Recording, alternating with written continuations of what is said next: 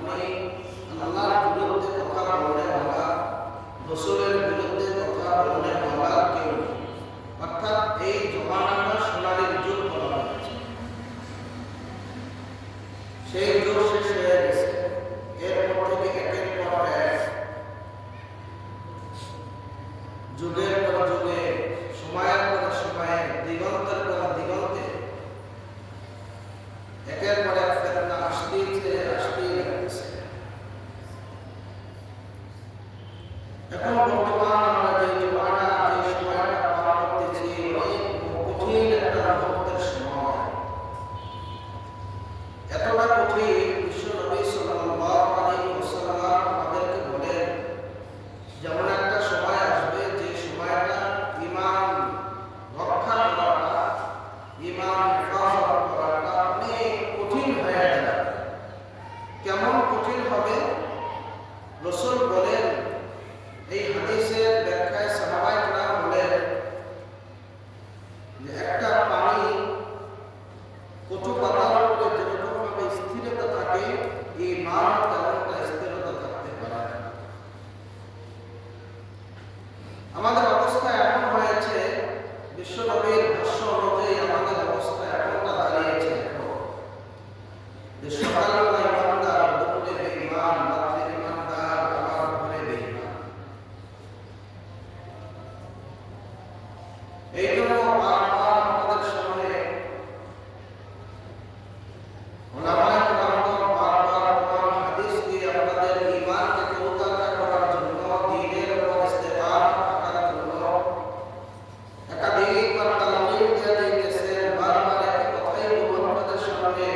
মুসাফা করতেছেন এই জন্য যাতে করে আপনারা ঈমান না হয়ে যান, যাতে করে আপনারা বেঈমান না হয়ে যান।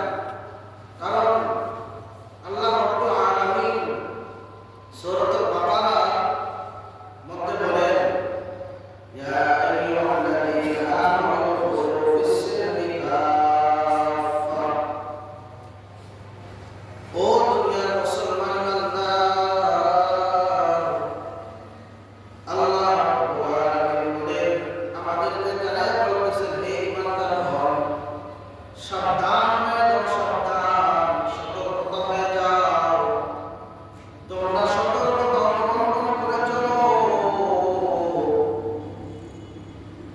ফিস-সিলমি কাফা, এবং ইসলামের মধ্যে পরিপূর্ণ প্রবেশ করে নাও, ইসলামের মধ্যে পরিপূর্ণ দাখিল হয়ে যাও। ও ঈমানদার, আল্লাহ রাব্বুল আলামিন আমাদেরকে বলেন, ফিস-সিলমি কাফা, এরকম ভাবে তোমরা মুসলমান হয়ে ইসলামের মধ্যে প্রবেশ করো।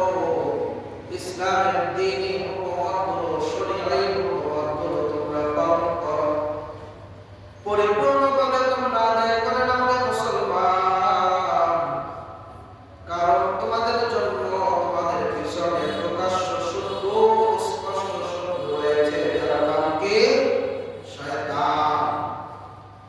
ইবলিস শয়তান এমন একজন শয়তান, আল্লাহ তাআলার সাথে বেয়াদবি করার কারণে আল্লাহ তাআলা তাকে লানতের দড়ি পরাইয়া, জুতার লানতের জুতা মালা পরাইয়া দুনিয়ার মধ্যে পাঠাইছে।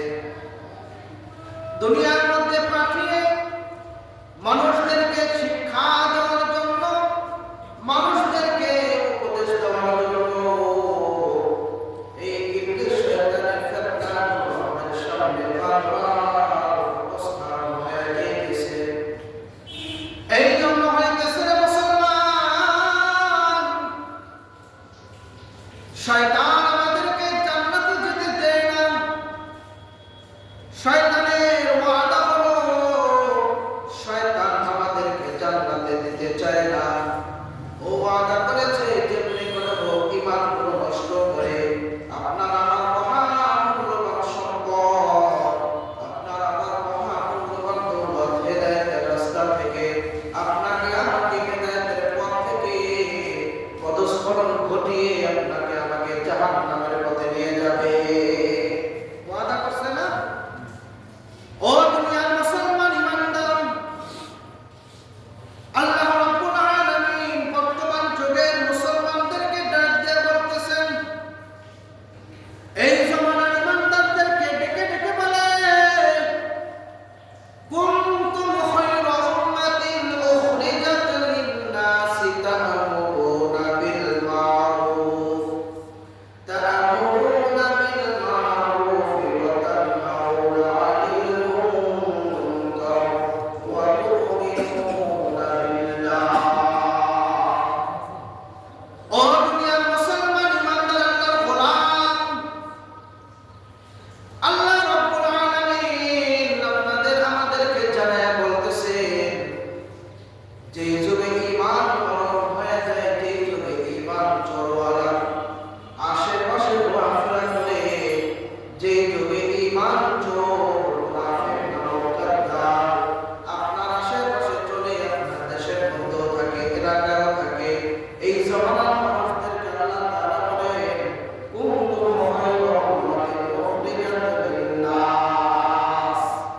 মানুষদের মধ্য থেকে যেই মানুষগুলো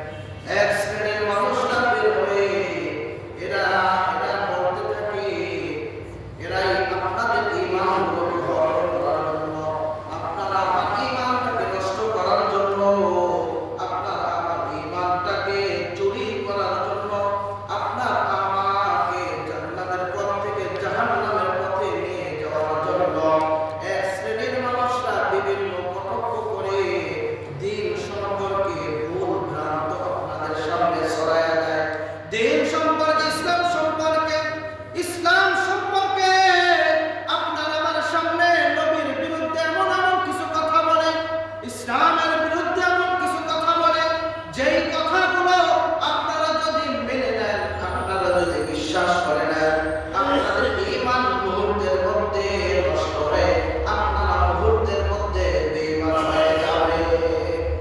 এমন কথাগুলো আপনাদেরকে বলে ফেলে। ও দুনিয়ার মুসলমান ইমানদার, আল্লাহ রাব্বুল আলামিন বলেন, ইন্নাল্লাযীনা ক্বালু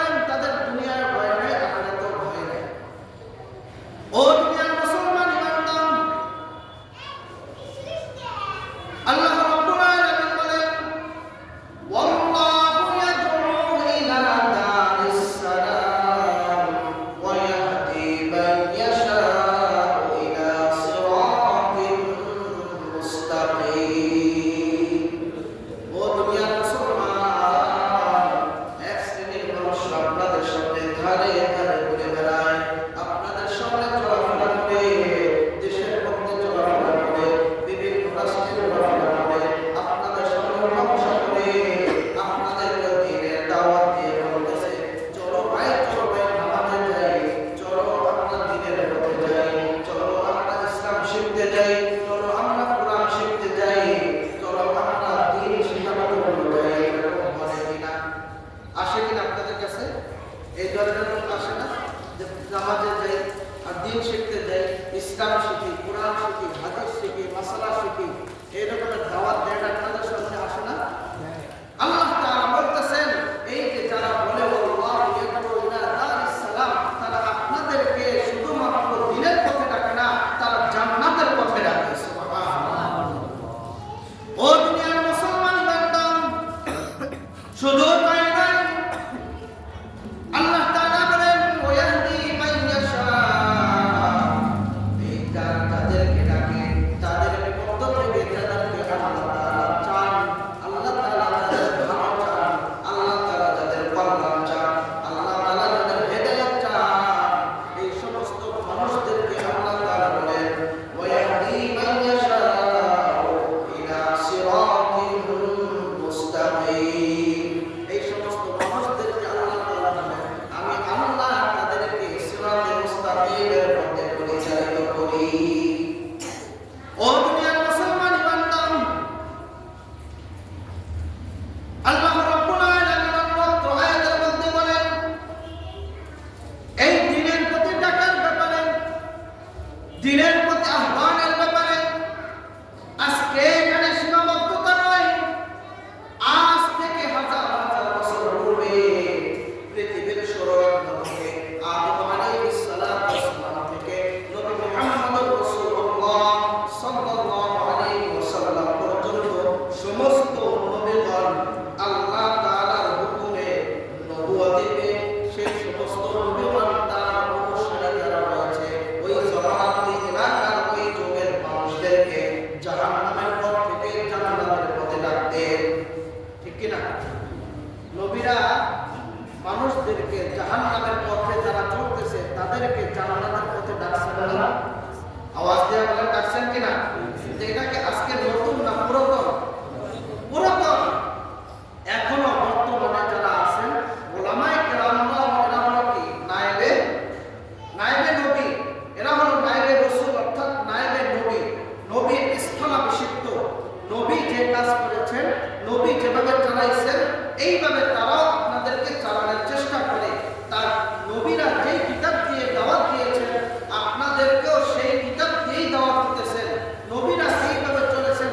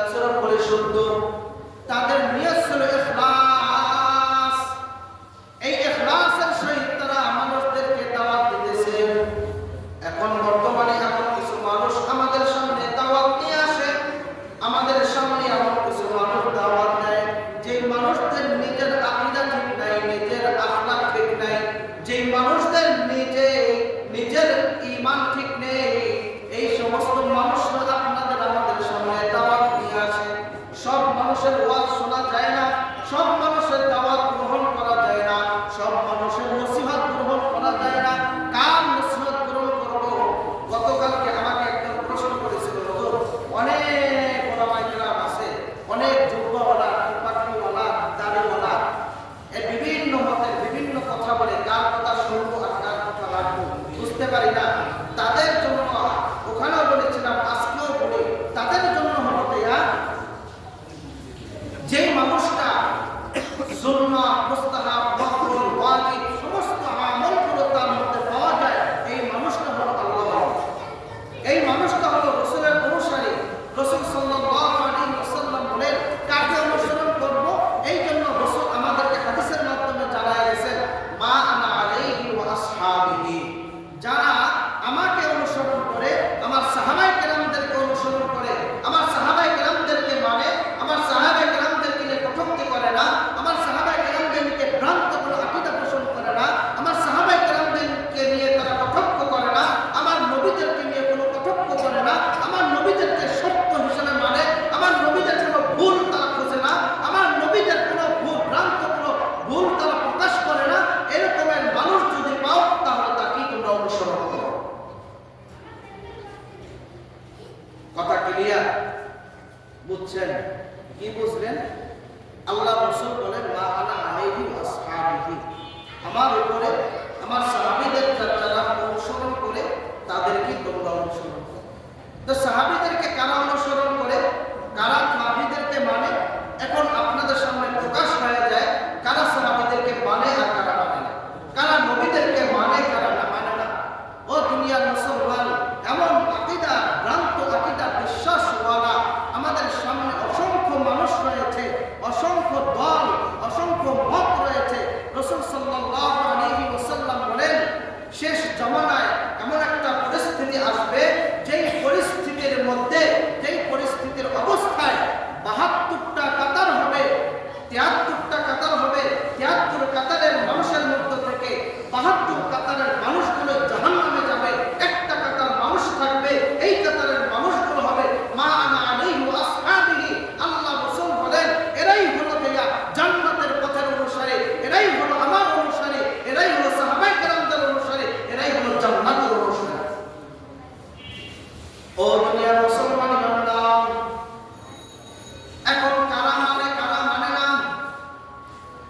ও দুনিয়ার মুসলমান, বর্তমান জমানায় আপনাদের সামনে তাবলীগ নামক একটা সংস্থা আছে না নাই? একটা দল আছে না? অরাজনৈতিক দল হিসেবে আপনারা জানেন, সেটা কোন রাজনৈতিক দল আছে? রাজনৈতিক দল নাকি? না, তারা দ্বীনের একটা দাওয়াত নিয়ে আপনাদের সামনে চলে, আপনাদের সামনে প্রকাশ হয়, আপনাদের সামনে চলে আসে, দ্বীনের দাওয়াত নিয়ে আসে। আসার পরে এদের উসুল হলো ৬টা। কয়টা উসুল? ৬ উসুলের ভিত্তিতে এই দ্বীনের দাওয়াতটা চলে তাদের। ১ নম্বর হলো কালিমা। ১ নম্বরে কি? আপনাদের কালিমাকে শুদ্ধ করে, আপনাদের কালিমার মধ্যে ভ্রান্ত কোনো কিছু প্রকাশ করে না, আপনাদের কালিমার মধ্যে কোনো কালিমা নষ্ট হবে, ঈমান নষ্ট হওয়ার মতো কোনো কথা বলে না, আপনাদের কালিমাকে সঠিক শুদ্ধভাবে আপনাদের সামনে প্রকাশ করে। ২য় নম্বর হলো নামাজের দাওয়াত দেয়। ২য় নম্বর নামাজের শুদ্ধতা শিক্ষা দেয়। ২য় নম্বর হলো নামাজের সহিত আপনাকে শেখায়, কোরআন শেখায়। ৩য় নম্বর হলো ইলম ও জিকির, ইলম ও জিকির। ৪র্থ নম্বর হলো ইকরামুল মুসলিমিন, মুসলমানদের উপর সহযোগিতা করা, মুসলমানদের উপর সহনশীল হওয়া, মুসলমানদের উপর সহানুভূতিশীল হওয়া। ৫ম নম্বর হলো খালিস নিয়ত, সহি নিয়ত। নিয়তটাকে আপনার সহি করতে হবে। আমরা নামাজ আসলাম কেন? আল্লাহকে পাওয়ার জন্য। নামাজ আসছি কেন ভাই? আল্লাহকে পাওয়ার জন্য, না অন্য কিছু, মানুষকে দেখানোর জন্য না। বাসায় আমার বাড়তি গুণায় মসজিদে আসলাম জুমার দিন, মানুষ আমার টিটকারি করবে, হায় রে তুই সারা সপ্তাহ নামাজ পড়ছ না, শুক্রবার না গেলে তোর কেমন অবস্থা, এই টিটকারি শোনার জন্য আসছি নাকি? না, আল্লাহকে দেখানোর জন্য আসছি।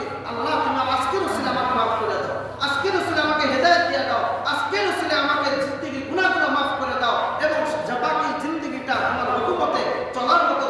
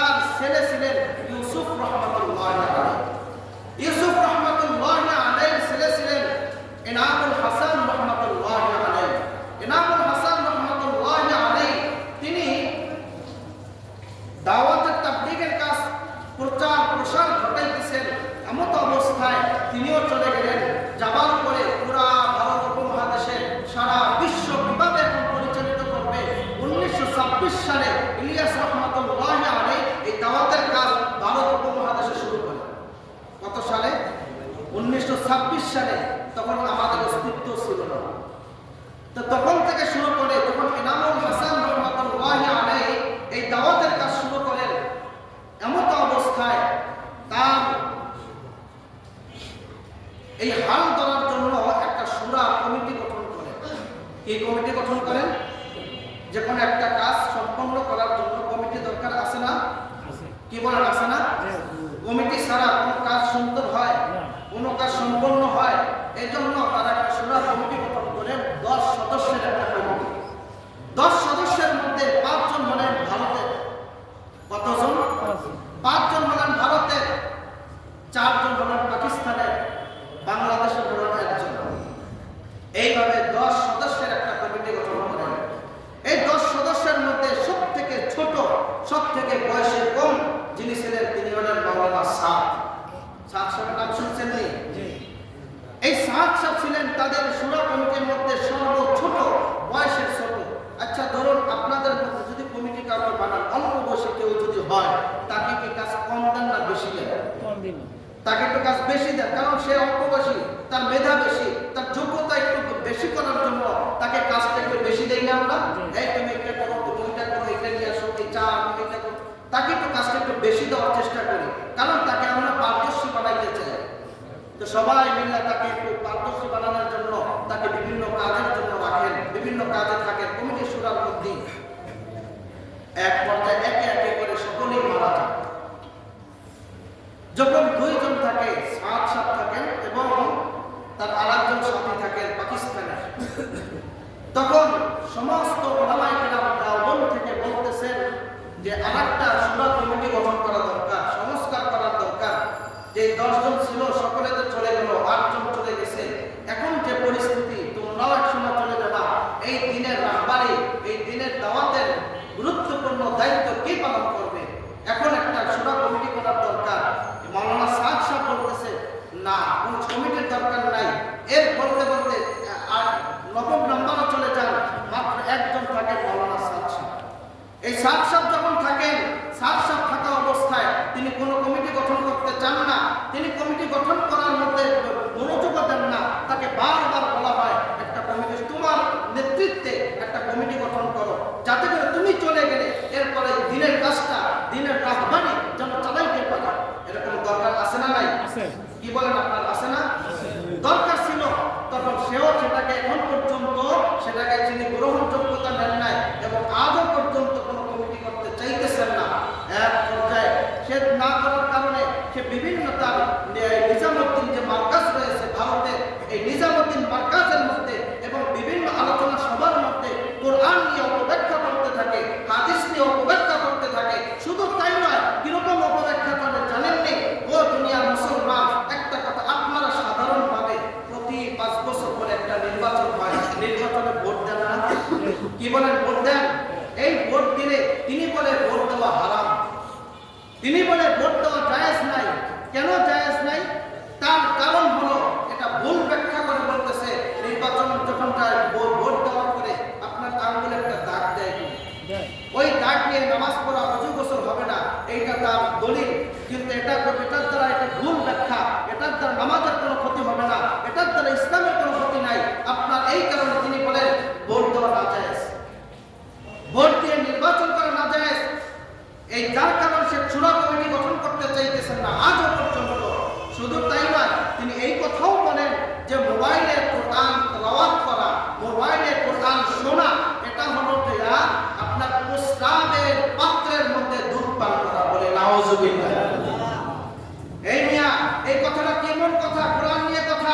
কোরআন যে কোরআন তেলাওয়াত করা মোবাইলে, এমন অবস্থা মোবাইল দিয়ে কোরআন শোনা, মোবাইলে কোরআন তেলাওয়াত করা, প্রস্রাবের পাত্রের মধ্যে দুধ পান করার সমতুল্য করা হলো। ও মিয়া, কোরআনটাকে প্রস্রাবের সাথে তুলনা দিল কেন? বলেন, সে কি ভ্রান্ত হয়েছে না? ও দুনিয়ার মুসলমান, তারপরে দেখেন আরো তিনি বলেন শুধু তাই নয়, এটা তো কোরআন নিয়ে বলতেছেন, শুধু তাই এটাও বলেন তিনি কোরআন যদি কোনো মানুষ না বুঝে পড়ে, অর্থ না বুঝে, তাফসীর না বুঝে পড়লে ওই মানুষটা গুনাহ। নাউজুবিল্লাহ কইবেন না? আচ্ছা, আপনি কোরআনের অর্থ বুঝেন? না। সবাই কি বুঝে? না। তাফসীর সবাই বুঝে? না। না কিছু সংখ্যক লোক? কিছু সংখ্যক। ওলামায়ে কেরামরা সারা তাফসীর বুঝে না। আপনাদের বোঝানোর জন্য চেষ্টা করে, আপনাদের পড়ানোর জন্য চেষ্টা করে। তারা বলে কি না, কোরআনের তাফসীর যারা করে, কোরআনের তাফসীর যারা বুঝে না, অর্থ না বুঝে পড়লে কোরআন গুনাহ। তাহলে আপনাদেরকে কোরআন থেকে দূরে সরাই দিল, আলেমদের থেকে দূরে সরাই দিল, ইসলাম থেকে দূরে সরাই দিল। কথা বলেন ঠিক কিনা?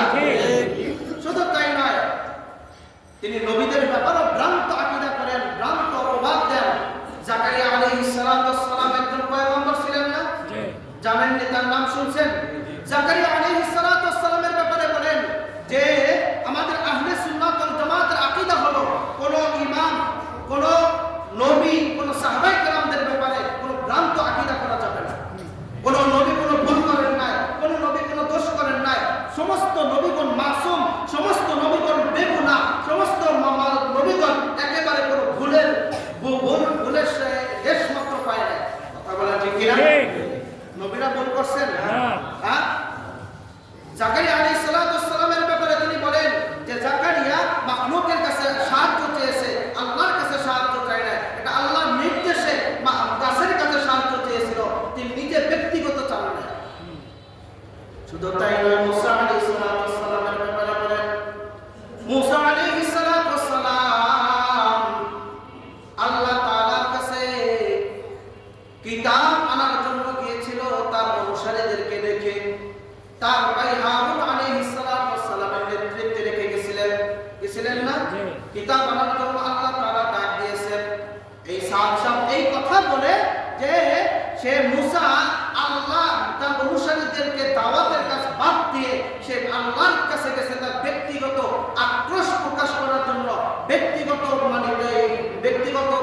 অবস্থা সৃষ্টি করার জন্য আল্লাহর কাছে গেছে কিতাব আনতে। বলি নাউজুবিল্লাহ। এটা আল্লাহ তাআলা তাকে ডাক দিয়েছেন, আল্লাহ তাআলার ডাক ছাড়া তিনি যাবেন না।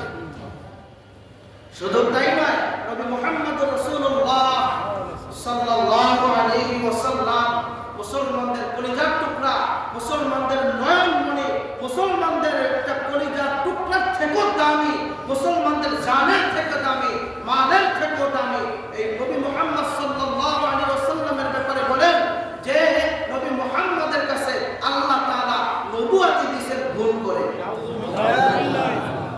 আল্লাহ তাআলা নবীর কাছে, নবী মুহাম্মদের কাছে নবুয়ত দিয়েছেন ভুলে। আল্লাহ তাআলা ভুলে দিয়েছেন। তারা কি বলেন? ভুলে দিয়েছেন না সঠিক? না বেঠিক? তো সে যে বলল, তো আমার নবীর ব্যাপারে যে মানুষটা কটাক্ষ করতে পারে, আমার নবীর ব্যাপারে নবুয়ত নিয়ে যে কথা বলতে পারে, ওটা মুসলমান হতে পারে না, ওটা কাফের, ওটা কাফের। কথা বলে ঠিক কিনা?